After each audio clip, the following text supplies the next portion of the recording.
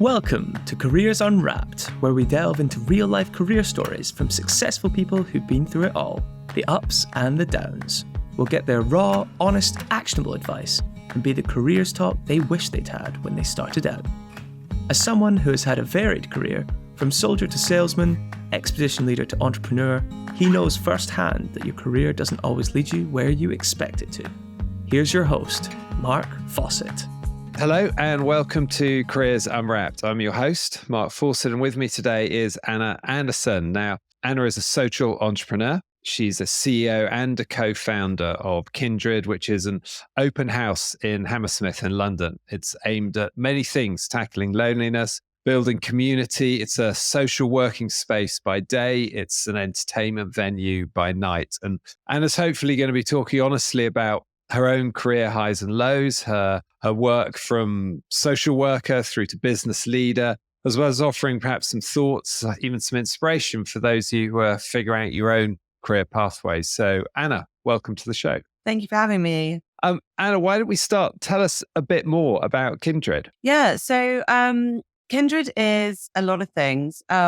We call ourselves an open house because we want to be this like physical space in the community that people can just come and spend time in and bring themselves and use it however they want to use it. And what that means, practically speaking, is that we're a big, beautiful grade 2 listed building, 3 floors, and we offer 4 different things. So we have our food and drink offering, which, we have a restaurant and bar. It opens all day for people.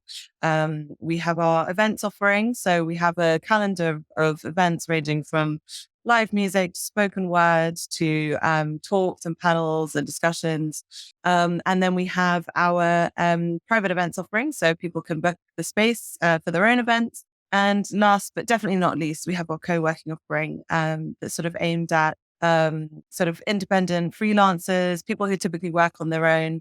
They come on a day pass and they just come and use the space when it's available, which is great. The ethos behind Kindred is very much about building community. And I know that community is sort of like a buzzword and everyone's a bit tired of hearing it. I still think it's important to do. I think that London is cited as one of the loneliest places to live for all the different reasons. I think if you move to London for work, you're kind of expecting to be like wrapped up in this amazing, busy city with all these people. But actually, sometimes I think the reality sort of dawns on you that making friends is hard as an adult. And where do you go to meet people if you don't like your colleagues? If the culture there isn't great, how do you do that? Where do you go? So we're really interested in this concept of being this third space, or being this this other space that isn't home, isn't work, but is somewhere in between. People can just come, spend their time, meet new people, and feel like they're part of something that's bigger than their normal life. So that's what we do.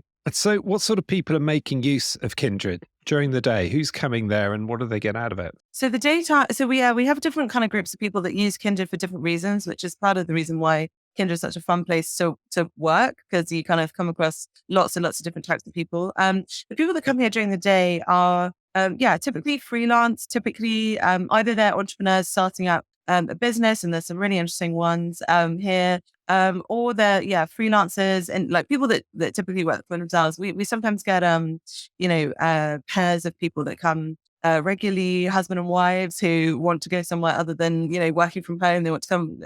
So Anna, that's a really good summary of what Kindred is. But what sort of people are actually coming there each day? Who's making best use of it? Yeah, interesting. I mean, Kindred appeals to different groups of people for different reasons. So we have the people that love to come to the events, and they'll often come from further afield. But the people, that use the space during the daytime for the co-working, typically very local, usually people that work solo or are entrepreneurs, building a business in the startup phase, and just need somewhere that is inspiring, but not too noisy, not too busy. But also, we're finding people are coming to us because they are resonate. The message of building community, making connection, and tackling loneliness really resonates with them because that's been their experience of London.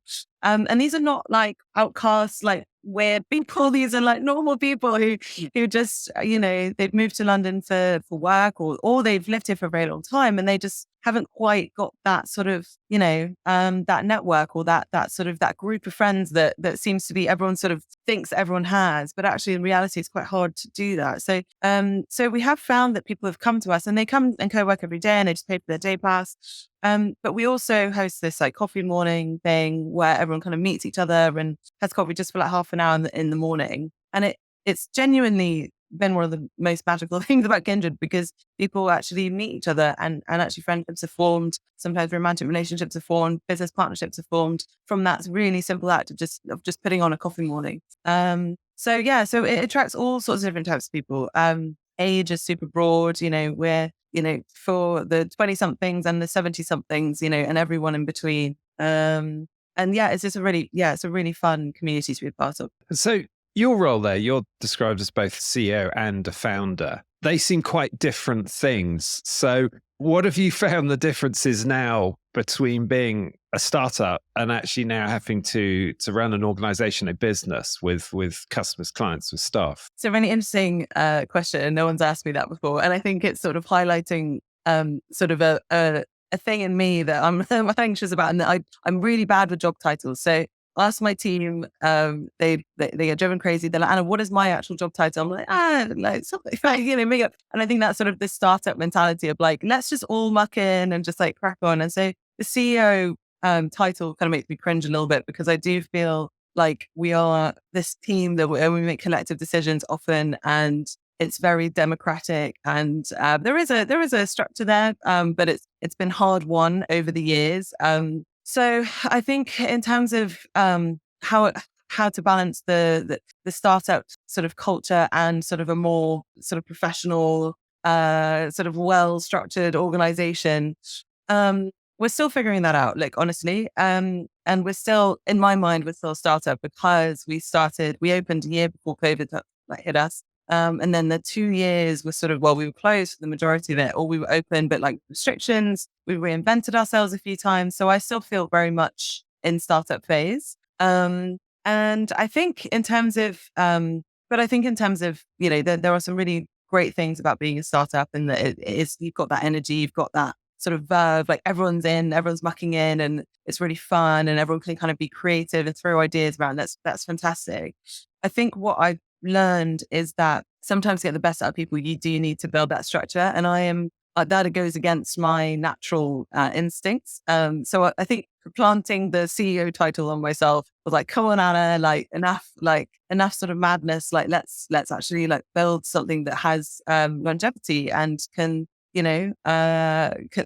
survive beyond you, something you can hand over to someone else. I'm still learning what that means. And we're still sort of building it out, but we're getting there. I think that resonates so strongly with me. I try to sort of keep a startup mentality in my own mind, even though the business I run now has been going for 20 years. Right. And the CEO title forces you to grow up a bit, really, doesn't it? In a business context, and job titles do matter, but they can also be constraining. And what I do love is that at the beginning, I was better than most people at what we did. And now there's very few things that I'm better at than all the people who I work with. So the need to professionalize, balance with the need to want to keep feeling like you're starting up and reinvigorating, I think is always a challenging one. Yeah. And in your area in particular, so the business describes a social enterprise, and that's a term a lot of people might have heard, but might not necessarily not have delved into thinking of what does that mean? What's a business versus a social enterprise versus a charity? How do you describe it? I actually did a whole degree on this, actually. I did a master's degree last year with MSc, and it was all about social business and entrepreneurship. And it's like, how do you define a social business? It's a super interesting conversation. I'm not going to pull it too far into that. But, what I think is for me, a social business or a social enterprise or whatever, there isn't actually an official, people think it's like an official, like legal thing that you can just like, you're either a business or a charity or a social business. And actually you can't, there is no sort of actual sort of category of business that people just kind of call themselves that. So that means that anyone can call themselves a social business, basically. which is kind of what we've done, if I'm honest. But I think that we do genuinely work towards a social mission. And that for me is a definition. Everyone has different definitions of it. Some people are like, oh, it's a business that, they make X, and that's not necessarily solving a social need, but they work in a really ethical way and they do these other little ventures outside, of their core purpose that is social, but their core purpose is not necessarily solving a social or environmental need or health need or whatever it is. They might call themselves social business. I would not, mainly because for me, that's a business. That's a good business that is operating fairly and good and well and looks after their people. Great, wonderful. And actually, more businesses should aim to do that. A social business for me is a business whose core output is about fixing a social problem or an environmental problem, and does all the other stuff to support that. And everything that they can do to be a good player in the world that really needs it. And then obviously then you have the nonprofits and the charities. Similar, they can also, their output can also not be, maybe the way that they operate could be completely horrendous. They can treat their people terribly. They can be environmentally really harmful, but their output is social. That what they're trying to do is fix a social need. Yeah, and they make no money. They have to raise money. They have to, meet their costs and try and they're not making a profit. Yeah, charity, social charity, social business, whatever you want to call it. But I think it's a really interesting spectrum, and people don't realize that you can literally just call yourself social business. And I think I think it's catching up now. Like we've got the B Corp registration, B Corp certification, which takes a lot of paperwork and a lot of admin, and a lot of businesses operate in this way anyway, and they don't have the time or the money to go after that B Corp certification. We're one of them. If we're probably ticking all the boxes, but we're not classified. So it's a really interesting conversation. And do you think more businesses, even the larger traditional businesses, are being forced to, or themselves are wanting to become a little more social in what they do anyway? Yeah, they have to, and it's twofold, I reckon. One is obviously customers. Customers are becoming really discerning about where they spend their money and who they support and who they talk about online, and so that's one side. But the other side I think is actually even more powerful is the employee, and I think employees are moving, they're voting with their feet and they're calling out harmful businesses, culturally speaking. Their sort of good talent is now, they have choice and they can choose who they're going to work for. And I think businesses are now recognizing that it doesn't work anymore just to be like, here, well, okay, look, some people, yes, it works. Here's a big fat check. Here's some stock options, come on board. But I think actually so many big businesses have been burned publicly for, I think there's sort of a trembling in the sort of in the space. Everyone's sort of worried that their skeleton is going to come out because people have more power than ever to sort of say, this isn't good enough. I don't want to work here. I don't want to be associated. And I think there's twofold. Also, there are businesses that are genuinely looking at the future and being like, we're going to be out of business in 10 years' time because no one's going to want to buy plastic or, gas, what am I talking about? Petrol cars and diesel cars. We've got to change because otherwise we're gonna die as a business. And so I think that's sort of looking ahead at what the world is doing and how people are changing is also kind of putting pressure on people to CEOs and businesses to change their practices now to last longer. Yeah, without a doubt, we see so much of that in terms of both young talent, so school, university leavers, those who are looking for their second or third job in their 20s, are demanding of the companies that they want to work for. Yeah. What are your values? What are you doing to make the world a bit better because you exist? And they want that for themselves. They want that because also they want to be able to tell their peers and their friends, look, the company I'm working for is doing this. And it may not be the overriding factor for every single person, but it's definitely more important than it's ever been for businesses to be able to show they're doing something. Yeah. And so you're now in this position where you have this very busy business, people coming in and out of it all of the time. And let's just sort of roll time back a little bit. And you're starting out in your own career, maybe you're in your early 20s. Was something like Kindred what you thought would be on your horizon, or what were you thinking of then? Yeah, no. I think it's funny. I think I'm this kind of person though, where I kind of just end up in situations. I'm like, oh, okay, this is what we're doing now. Great. I don't have. I'm not someone with a 5-year plan or in terms of my own goals, but I have a lot of ideas and creativity, and I really enjoy kind of getting stuck into a project. So in my early 20s, I was a social worker actually. So I had a bit of a weird start in that I'm a musical. I love to sing. So initially I wanted to, be a performer, and then decided that I didn't want to put pressure on the thing I loved to earn me money. So I looked into the caring professions, and also my sister was a doctor, and of course, if she's a doctor, I didn't want to do that. So I wanted to go to the counterpart into social work. So yeah, studied social work for 3 years, and as a part of the degree, you kind of practice as well. So you have like a placement. So did that for 3 years, and then worked as a social worker for 3 years in London in child protection and family support and all sorts of things. And I absolutely loved it actually. And I think that not enough credit is given to the social work profession. I think it's an amazing profession to be a part of, industry to be a part of. And look, there's a lot of problems with it. It's super politicized. It's, it's very risk averse. You're sort of having to cover your tracks all the time, write down everything that everyone says so you don't get taken to court for some sort of awful reason. And it's pressured, but it's not as bad as everyone thinks it is. I think it's got such a bad rap as being like a really horrendous thing to work in. But I think if you love people and if you kind of get that everyone's just trying their hardest and everyone has a lot of difficult stuff to work through, and like the world is hard, and we're not going into politics, but some governments make life harder for some people more than others, and that's tough. I think it's actually an amazing profession. I loved it. And it wasn't that I didn't like social work, which is why I started Kindred. It's that my brain just happens to be, it just happens to be a bit different in that I can't help but think more systemically and bigger. And I found social work very sort of task focused, firefighting, sort of family.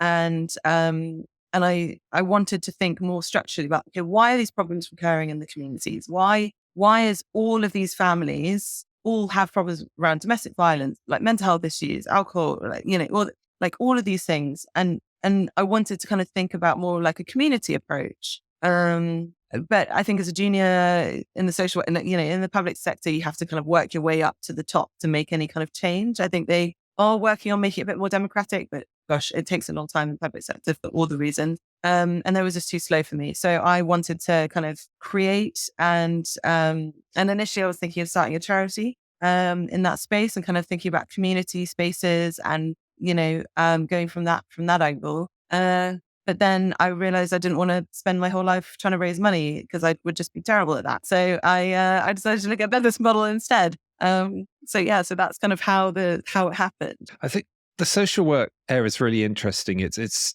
too often invisible to a lot of people, and it's also too often given quite a negative label and negative press. And actually, I was for many years a governor of a school very, very close to where Kindred is actually, and I used to sit on something called the exclusion panel, which meant that when the school had said that this, and it was an all-boys school, when the school said, look, the behavior of one of these boys has got to such a stage where this boy needs to temporarily step away from the school or even permanently, they would then come into one of these panels, and I would sit down and listen to the young boy, listen to their carers or their parents talking about some of the background. And it really clearly struck me that in every single case, the behavioral issue that had gone on at school was really very little to do with the school, and almost everything to do with what was going on in that boy or that young man's life outside of school. Yeah.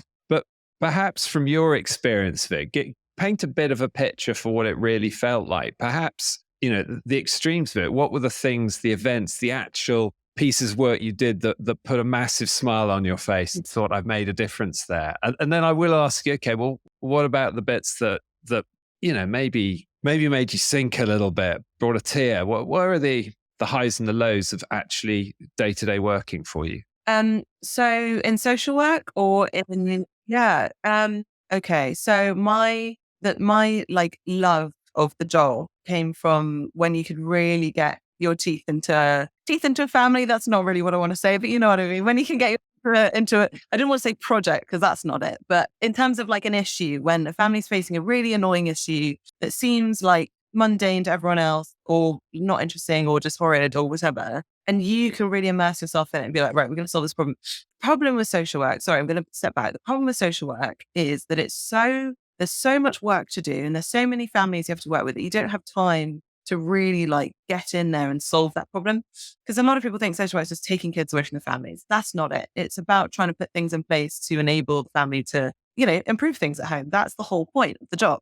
So when I was able to do that, that was amazing. And I'll give you an example. One family, challenging mother. Okay. Like she was lovely, but she was a handful and she had 3 gorgeous girls. And one of them decided to stop going to school. She just didn't want to go. And mum was letting her, she didn't know how to deal with the conflict. So kid was not going to school, refusing to go and screaming every time. So I then started waking up at 5:30 in the morning to get to the house in the morning to get this child to school.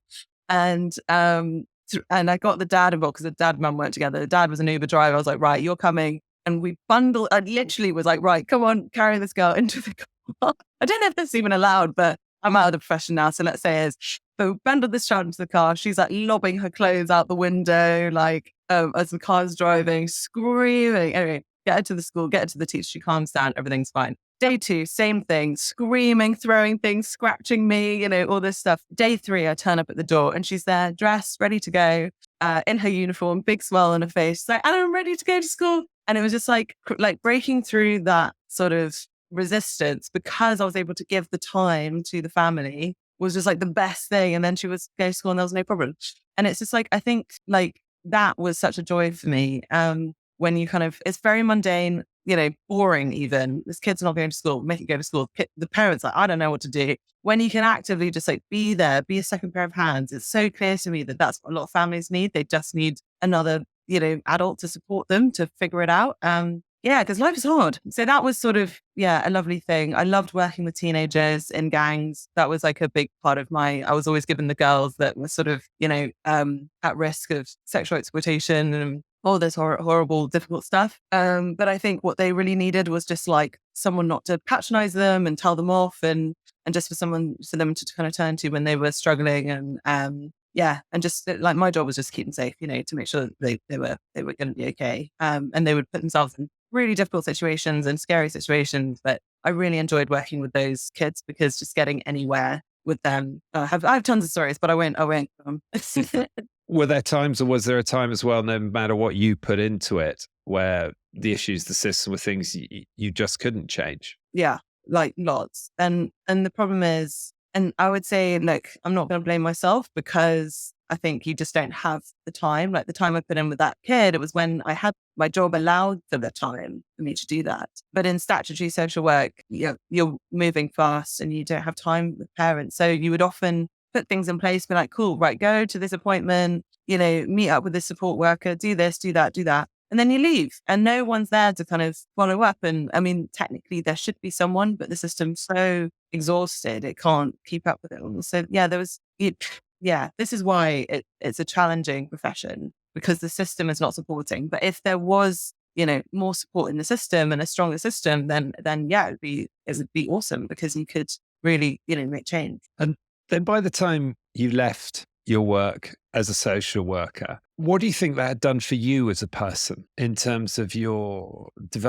skills, your attitude? What was different or better about you after your time doing that? That's a good question. I think I was quite proud that I could communicate with a range of different people. I think social work you'd be surprised who works with social work, but it's everyone, it's not just the poorest. I've worked with very wealthy families who have been having trouble. But I think communication for me is like, talking to someone honestly about what's going on and talking about the scary, dark stuff, painful stuff, and just asking the questions that you need to ask. I think that was something that I took pride in. developing over the years. Because that was scary. I was like 20-something-year-old asking this dad, like, why are you hitting your wife and kid or whatever? And it's like, oh God, this is scary. And you go into scary situations and like, social workers get attacked and locked in bathrooms and horrible stuff happens, spat on and, assaulted. And, I'm very lucky that nothing like that ever happened to me, but there was the fear. You kind of have to go into these quite frightening situations sometimes. But because why? Because you're like, well, if I'm frightened, how's X or Y feeling in this context? Why, they live in this community. And yeah, so I think I've lost my train of thought. Well, does that give you now a level of confidence that I've been in these scenarios or I've seen these situations? So when I have a problem at work now, I just look, well, look, it's just a problem. It's not as bad as so many other things. Does it give you that underlying confidence, or the problems you face in a work environment at Kindred now so different that they're fresh and challenging and just different problems? Yeah. Do you know what? It's really interesting you say that, because I was having a really bad day the other day.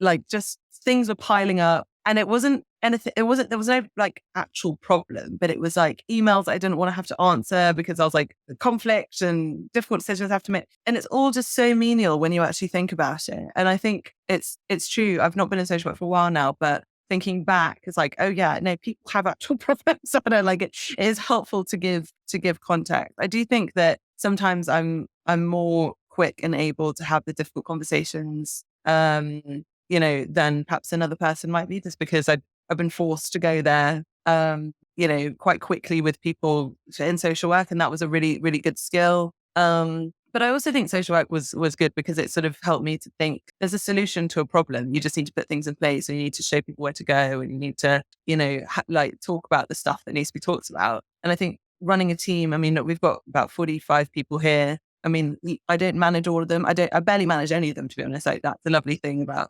running something that, and you kind of put people in place who are much better managers than I am. But I do think that helps, because people are people, and everyone has problems and everyone has challenges, and it's just, yeah. So I think bringing that sort of culture of let's talk about it, let's look under that rock, is something I'm proud of. You move on from social work and you get to the point where you think, I'm going to start what has now become Kindred. What was that first year like once you made the commitment to go for it? What did it feel like being in that startup zone, in that mentality, both practically and emotionally? What was that first year like? Yeah, I'm going to skip to the bit where we actually had the site and open, because the year before that, finding a site, it was boring. Like, it was just like admin and figuring it out and boring. But actually opening and starting, it was completely bonkers, Mark. Like, I'm not going to lie. It was like, because I didn't know,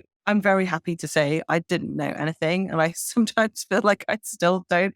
And I sort of fell into this hospitality world without really understanding what that meant.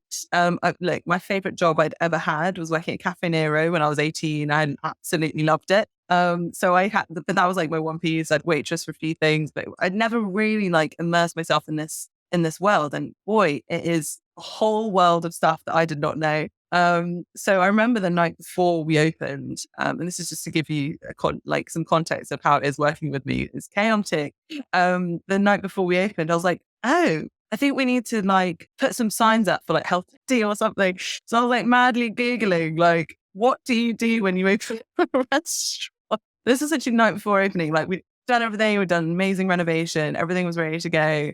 And I was like, I think we need no smoking signs, or I just didn't know, because I'd never done it before. And I think people think that when people start a business, they know everything and they know who to talk to. And I think some people do, and some people are smart and they open something they understand. But then there are people like me who are completely out there and just I'm just going to open this. And then you're literally just Googling everything.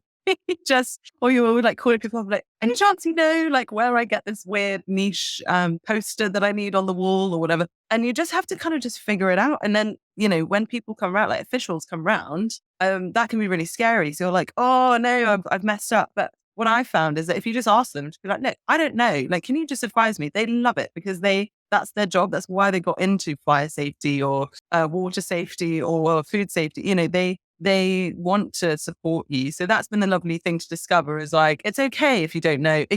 You should know some things. You should know the basic, safety precautions. I'm not like running a dangerous operation here, but it's about like using the community in this industry to help you when you need help, and not being too proud and not being too embarrassed with that, because you just have to ask. Yeah.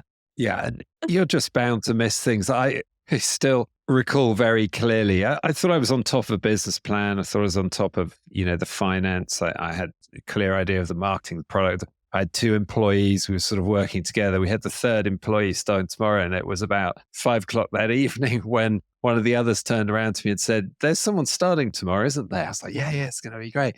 She's going to need a desk and like a computer and stuff. And I looked around our little space. Next moment down to PC World and to IKEA and building the desk and wiring up that. So there are so many things going around in your head. But if you looked back over that first year, Yeah. the real sort of learning points, the real reflection points on just that first year that you thought, okay, this is what I have learned. And I realized I totally didn't answer that question previously. So apologies. So yes, thank you for putting me back.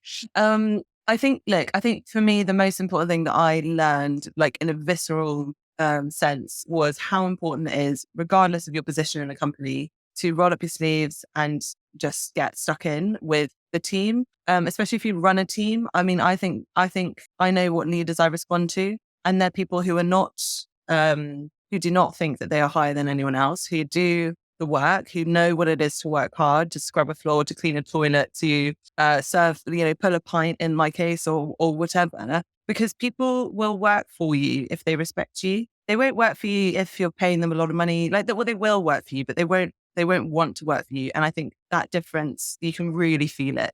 When someone's just there just to take the money and just go home, their energy, filters out into the team. Customers feel it. It just isn't worth it. When people work for someone that they want to work for, and I'm not tooting my own horn. I'm definitely not perfect. But I do get involved. I do and especially that first year, I was on the floor, I was serving customers, I was cleaning I still clean the loos regularly, because honestly, it's, you need to be on top of it. And that's a good sign that if I could do it, anyone could do it, But there were moments when there was a decision to be made about, should I do admin and emails, or should I help lift boxes into the building, because we had a big delivery and the team was, needed to get it in. And I would actively choose the boxes, even though my time was needed on answering these emails or getting orders down or whatever it was. This was actually more important. But this, sorry, I'm pointing, but actually I'm, because you can't see what I'm doing. But this, lifting the boxes into the building with the team and using your body and being physical and showing that you're not above that work in this kind of industry is so important. But I think that can be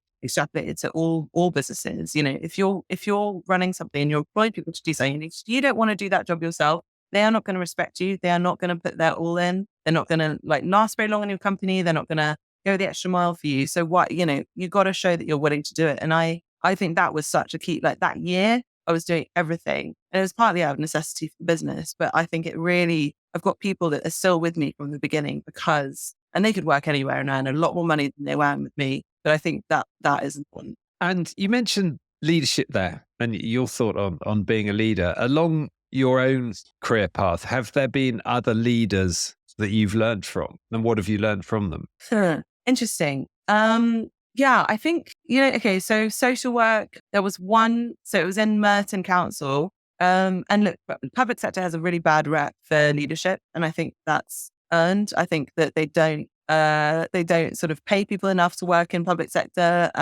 So you're not attracting the really amazing talent that the private sector could attract. Okay, so that's a whole other conversation. But there was a guy, can't remember his name, apologies to him, but he made a real effort to bring in us underlings, us new social workers, juniors, whatever, into the conversation about how can we improve things. And I think that was, for me, that was important, because I felt, and I felt a comparative council, won't name them, none of that. Didn't care what anyone had to think. It was very hierarchical.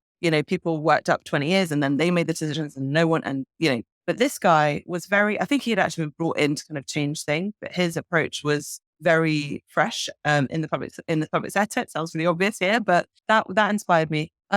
And oh God, this is cringe, but my dad, so he runs an organization, and he leads with optimism. And I think like in other ways, running an organization is challenging, but I think the optimism and the sort of the why can't we do that, and like the dreamy kind of mindset for me, I love that way of leading, because I think it just gives people something like to hold on to, and something to get excited about and contribute to. Yeah, I mean, there are a lot of people in my life who are amazing examples. I to be honest, because I went from social work to starting my own thing, I haven't got like a lot of really great MDs that I can be like, oh yeah, they were amazing. That was, but I have amazing friends and family who in their own worlds are just the most incredible leaders, and they inspire me every day for sure. Yeah. We have conversations internally about the difference between leadership and management, and where they overlap and where they don't. And for me, leadership trumps management all the time. And I think your example there about the two London boroughs, the two councils, and where you saw a bit of leadership and where you didn't see a bit of leadership, it runs through a whole organization. And often, perhaps you don't see it when it's there, but you always see it when it's not there. Now, obviously, your work has been so much about people, both as a social worker, but then now as a lead. You say you have 40, 50 staff working at Kindred now, but also the people who are the customers, the clientele, the entrepreneurs coming in there. That's a whole encyclopedic knowledge of dealing with people. And are there any sort of either approaches, sort of tenets, if you want, to your life when you're thinking about people in a working environment? What drives you? What drives me working with people? Oh, okay, interesting. It's weird because I think of myself as quite an introverted person. I think I've learned extroverted qualities to, make life a bit easier for myself. But I think I actually find it is weird when you frame it that way. It's like, oh yeah, I haven't literally just surrounded myself with people in my career, and that's like my job. And I've always been passionate about making lives better for others. And that's not, that's not sort of like, oh, like, look at me. I genuinely think that I was born and raised with to think about how can we give back? How can we improve things for people? And I've been very lucky in life. I'm a privileged person in society compared to others. And I think I've always kind of felt like, the classic Bible phrase, to whom much is given, much is expected. And I think that really drives me internally, not in kind of like a guilt way, in like a joyful way. Like I really love to, just try and make life a bit more joyful and fun for everyone who has all these other challenges going on. And otherwise, because what's the point otherwise? I don't know. I just don't really see the point otherwise, in life, if it's not to try and improve things for the majority. So that's always been the driving force for me. I think, and then there's the business acumen, which says, in my mind, happier people on both sides, employees and customers, make healthier businesses. I think that's just like the basic, right? Like, was it Dishoom who started measuring, instead of focusing on, well, I think they do focus very much on the bottom line or profit and loss, but I think they famously started thinking about employee satisfaction, and they were sort of the leading the charge on this. And as soon as they started looking at, okay, which of the branches have happier employees, they're actually doing better, and then they started using that as a key metric. And I think that I remember hearing that story. I was like, oh yeah, like it just makes business sense to invest in people on both sides, Yeah, so that definitely is a thing for me. From your experience in hospitality now with Kindred, one of the questions we actually had sent in to us by one of our career starter listeners was about careers in hospitality. And they basically asked, they said they're interested in it, but they're worried that apart from the basics of being waiters, working bars, is there an actual career to be developed in hospitality? Do you have any thoughts on that? Mark, I'm so glad you asked this question, because I absolutely do. I think it's an amazing career path, and it has a stigma around it of service, it's just a waiter. I'm waiting to get, we often, get people, oh, this is temporary, I'm going into something else. I want to get into marketing, or I want to get into whatever. Trying to find good hospitality people is hard. Like but when you find them, they are like these diamond people. They are incredibly bright. They are well trained. They know a lot about finance, about operations, about people management. Any good business outside of the hospitality sector would be smart to hire like a general manager of a hospitality business, because they are hard places to work. And if you work your way up, you achieve a lot and you learn a lot and you become these amazing leaders, amazing managers. There's a lot of people that aren't great, but you find them across everywhere. So let's not get bogged down in that. But I as someone who hires people from, the floor and kitchen porter and chef, bartender, they're all like people that want to learn and to serve customers.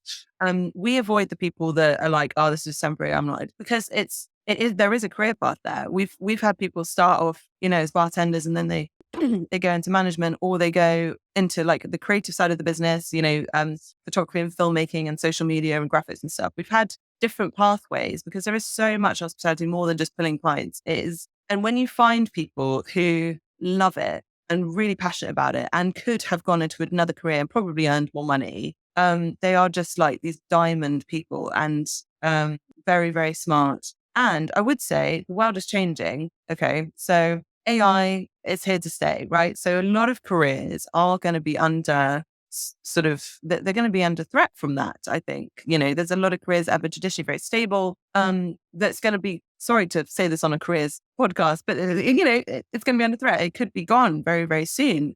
And I think that people looking at what they want to do and what they want to give to the world, service industry, hospitality, I don't think that's going to be replaced very easily or very quickly. That experience of being looked after by another person, provision of food and wine and drinks and entertainment and events and all that stuff and facilitating spaces and experiences, that's going to be harder to get off the map with AI in my view. And I think that is an incredible, if you find a good company, a good boss to work for, or, there are some good ones out there that really invest in their people. I think it's a brilliant, brilliant career path.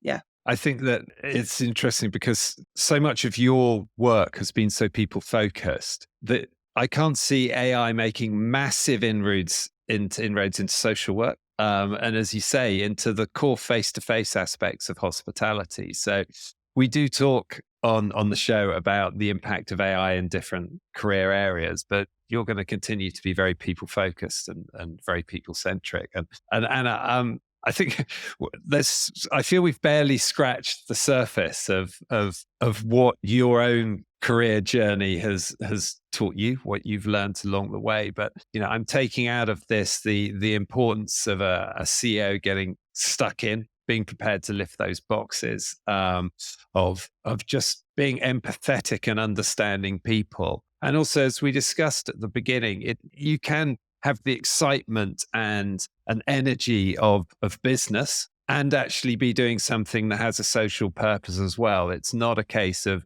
I want to make money, do a business. I want to do good, do a charity. More and more businesses are doing an increasing amount of social good because that is demanded of them by their customers and it's demanded of them by their employees as well. And I think, it will be fascinating to see Kindred over the next 5 years and the next 10 years and where it goes from there. So thank you so much for those thoughts and observations about that. There's one thing we do always like to ask at the end, which is about passing this baton of careers stories and careers experience along. And so is there anybody else, one other person you could think of who, if we could unwrap their career, would be interesting, would be useful, be thought-provoking for listeners, whatever their background, whatever their sector? Who might you recommend we get on the show? I do. Okay, look, this is a big hitter. And I can't remember his name, and it's so embarrassing because he's actually an amazing human being. But the founder and owner of Dishoom, I think could be very interesting because he's hospitality through and through, but also has this really beautiful mission at the core of Dishoom, which is to break down barriers between communities and bridge. And they do these beautiful events. And I can't remember his name. It's so awful, but he is inspiring. And I think if anyone who is listening who is interested about getting into hospitality, listening to him, I think could be the leader that we're looking for in that space, because he has a great mission and he runs a great company, great product, and looks after his people. So I think, whoever he is, whatever his name is, yes. Well, we will track him down. Great company, great product, great mission. Sounds like a great guy. Yeah. So we'll find him. Anna, thank you so much for joining us. It's been really interesting and wonderful to have you on the show. No, thank you for having me, Mark. It's been fun. This podcast is sponsored by We Are Futures. To find out more about We Are Futures and how we can introduce your brand, business, or organisation to the mass markets of tomorrow, visit www.wearefutures.com. Make sure to search for Careers Unwrapped in Apple Podcasts, Spotify, Google Podcasts, or anywhere else podcasts are found. Remember to click subscribe so you don't miss out on any future episodes. On behalf of the team here at We Are Futures, thanks for listening.